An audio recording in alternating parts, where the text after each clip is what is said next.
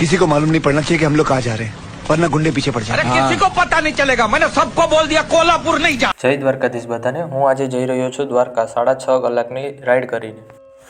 તો ચાલો હું તમને બતાવું કે દ્વારકાનો રસ્તો કઈ રીતે છે કચ્છથી દ્વારકા। તમે બધા જોઈ શકો છો કે કઈ રીતે વ્યૂ છે, કેવો મસ્ત વ્યૂ છે। તો ચાલો જઈએ આપણે આગળ।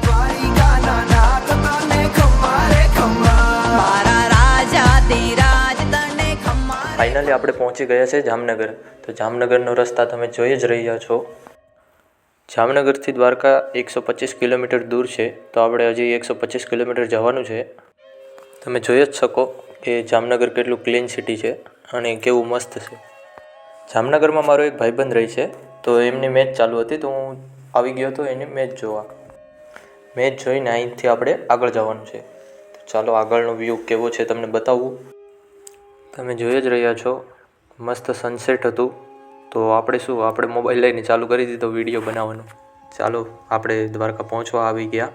તો આ છે દ્વારકાનો મેઇન ગેટ અને આનાથી અંદર જઈએ આપણે। ચાલો આ જોઈ રહ્યા છો તમે દ્વારકા આવો એટલે કેવો અનુભવ થાય એ તો તમને દ્વારકા આવીને જ ખબર પડે, બાકી તો હું કહી શકું નહીં। જેટલા લોકો દ્વારકા આવી ગયા છે એમને ખબર જ હશે કેવો અનુભવ છે દ્વારકાનો, અને દ્વારકાનો અનુભવ એટલે બેસ્ટ, એના જેવું એ કંઈ નહીં।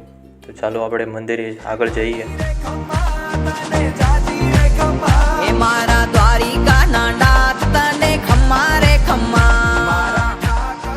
તો ફાઇનલી તમે જોઈ શકો છો દ્વારકાનો નજારો। દ્વારકાધીશના મંદિરની અંદરથી તમે દર્શન કરી શકો છો।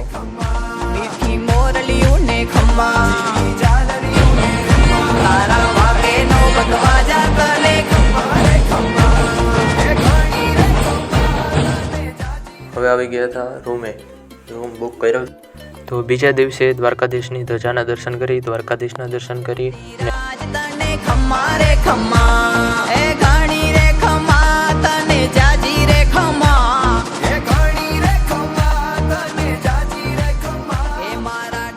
આપણે આવી ગયા હતા ગોમતી ઘાટે ફોટો ક્લિક કરવા। તો ચાલો તમને ફોટા બતાવું આગળ કે કઈ રીતે અમે ફોટો ક્લિક કર્યા। એ પહેલાં તમે દર્શન કરી લો દ્વારકાધીશ મંદિરના। આ રીતે થોડાક નાના મોટા ફોટા ક્લિક કરી લીધા છે અને તમે જોઈ રહ્યા છો। તો ચાલો હવે આગળ સુદર્શન બ્રિજ ઉપર। તો તમે જોઈ રહ્યા છો કે આપણી ગાડી પહોંચી ગઈ છે સુદર્શન બ્રિજ ઉપર। તો ચાલો તમને આગળ બતાવું।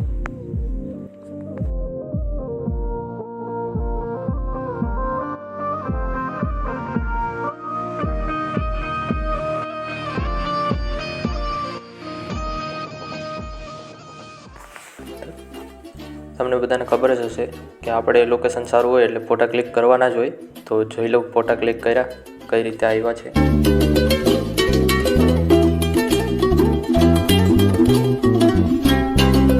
તો ચાલો હવે આગળ જઈએ।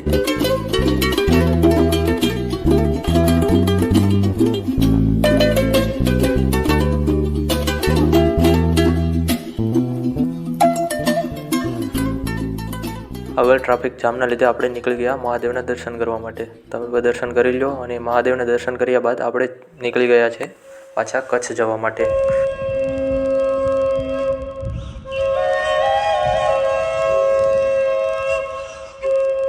हम ऐसी जगहों पर गए हैं जहां इंसान का जिंदा रहना मुश्किल था। ये काम आसान नहीं है, हर जगह खतरा है, तकलीफें हैं और कई बार निराशा हाथ लगती है, पर मुझे इस बात की खुशी है कि मेरे पास ऐसी टीम है जो इस शो को मुमकिन बनाती है। તો તમે જોઈ રહ્યા છો ટ્રાફિક જામ આ અહીંયા ડેઈલીનું છે। તો આવા રસ્તા ઉપરથી આપણે ફાઇનલી કચ્છ પહોંચી ગયા છે। પહેલો ગુજરાતી બ્લોગ છે, તો કેવો તમને ગમ્યો ના ગમ્યો કોમેન્ટ કરીને જરૂરથી કહેજો અને સબસ્ક્રાઈબ કરતા જજો। જય દ્વારકાધીશ।